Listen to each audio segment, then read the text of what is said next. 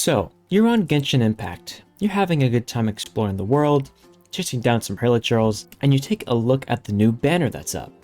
You see the almighty and powerful child smack dab in the front of the banner, like bare ass cheeks in the wind.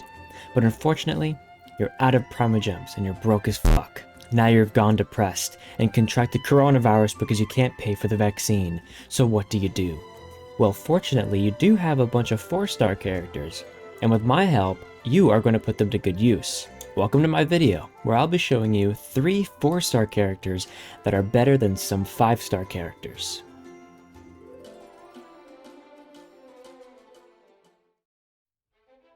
So I'll get to the chase, and start off with the character that'll clap the most cheeks. It's a character that is full of mystery, and you can't quite tell what they're saying half the time. This character is loved by the fandom, and you sick fucks are ruining the experience for us. I mean, I'm pretty sure she's 15, you know, but it's Fischl. It's Fischl. Fischl is by far the best 4-star character currently in the game. With Genshin Impact, it is extremely important to use correct weapons and artifacts in order to establish your dominance in the mortal realms. But like I said, Fischl is the best character if you build her right, but she is mainly used as DPS. First, I'll give you what types of weapons that she should be using, and then I'll give you some artifacts. So there are 2 types of weapons, ones that focus on physical damage, and ones that focus on elemental damage. I would recommend elemental damage because you can combo with those much easier and potentially do way more damage. But I'll show you guys both.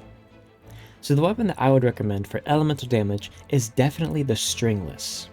Its power reads, increases elemental skill and elemental burst damage by 24%, and if you ascend it, that percentile increases by 6% each time. So if you use your abilities while the Stringless is equipped, they will do at least a 24% increase in damage. I find that using Fischl's elemental skill on single large enemies is the best way to use it. However, it can also be used for a quick AoE at its initial activation. Her ultimate is for sure a crowd control focused ability, and with the Stringless equipped, you will slaughter hillagers and ruin guardians like nobody's business. If you're looking for Fischl doing some physical damage and acting as a full-blown machine gun, then the other weapon I would recommend is definitely the Compound Bow, which reads, normal attack and aimed shot hits increased attack by 4% and normal attack speed by 1.2%. If you ascend this weapon, the attack will increase by 1% and the attack speed by 0.3%. This allows Fischl to attack more often with a higher damage output. I personally use the Stringless, but you can use whichever weapon that suits your gameplay. Now let's talk about some artifacts to use. Like I said before, you can use Fischl in 2 ways, as an elemental attacker or a physical attacker. Like weapons, artifacts are definitely the same way. If you want to go for elemental attacks, go with Thundering Fury. With a 2 set, you gain a 15% electro damage bonus. And with a 4 set, it increases damage caused by Overload, which is Pyro and Electro, Electro Charged, which is Hydro and Electro, and Superconduct, which is Cryo and Electro, damage by 40%.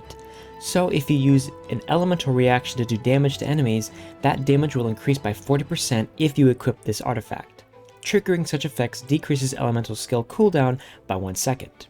So by further activating the 4 set abilities, you can further decrease the skill cooldown time infinitely, just by doing elemental combos. This is probably the best artifact for her in general, but I do recommend using 2 more if you're looking for physical damage instead of elemental damage, which is the Bloodstained Chivalry and the Gladiator's Finale.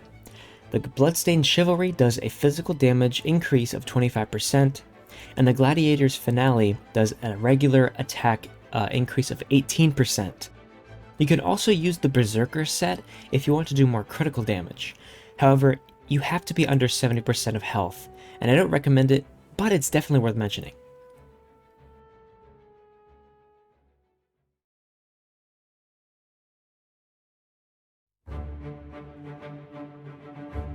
The next character that I will showcase, he is fast, he is small, and he is heavily ignored by the community. He is Bennett. If you want to use Bennett in the best way possible, then I would recommend using him as a support character rather than a DPS character. Some of his abilities, such as Fantastic Voyage, will help your team rather than just himself. However, he can also be used as a DPS if you wish him to do so. His first ability is the Pyro Engulfed attack that deals more damage the longer you hold down the button. However, if you hold it down for long enough, Bennett's small body will get overrun and he will take damage and get flown back. This skill is probably best used for a boss. His other ability, Fantastic Voyage, is a healing mechanism that heals the other players based on how much health they have. It also increases their attack based on how much health they have too. The best weapons I would use for Bennett's elemental damage are Lion's Roar and Sacrificial Sword. Lion's Roar simply increases your pyro damage by 20%, and the Sacrificial Sword has a 40% chance to reset the skill cooldown after the skill being used. For physical damage, Bennett would by far do best with the Aquila Favonia. This weapon allows Bennett to do 20% more damage overall, and if you're taking damage, the sword regenerates your health based on how much attack you have, and also deals 200% more damage to surrounding enemies after taking damage. Now let's talk about some artifacts. For elemental damage, use the Noblesse Oblige. This one has an elemental burst increase of damage by 20%, and if you use a force set, using elemental burst increases all party members' attack by 20% for 12 seconds. However, it cannot stack. The reason why you'd want to use this one is because of Bennett's being a support character, and the force set increases all party members' attack by 20%. For physical damage, I would still recommend the previous artifacts that Fischl used, which is the Bloodstained Chivalry and the Gladiator's Finale.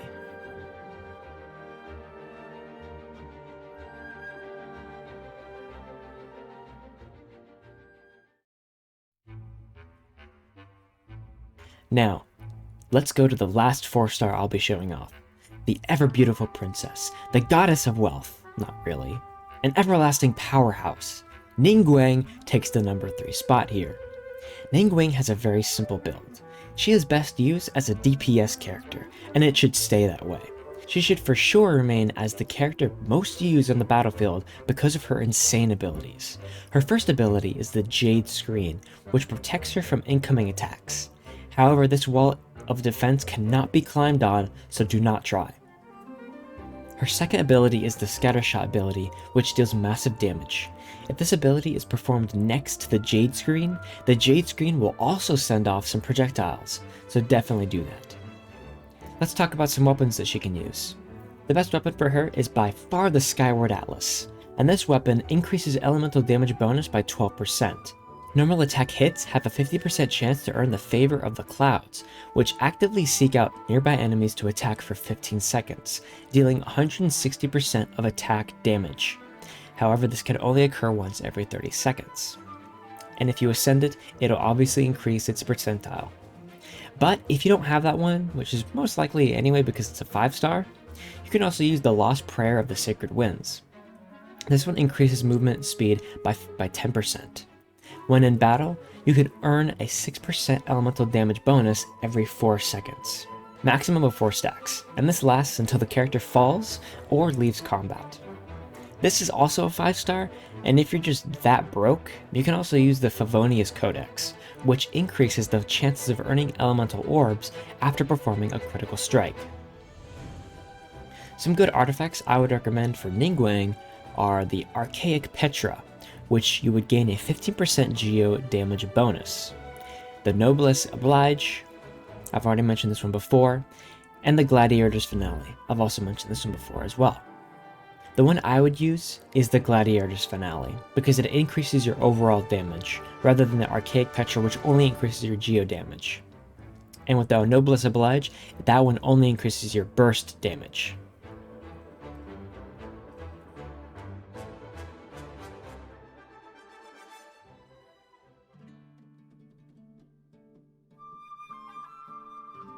So that's it.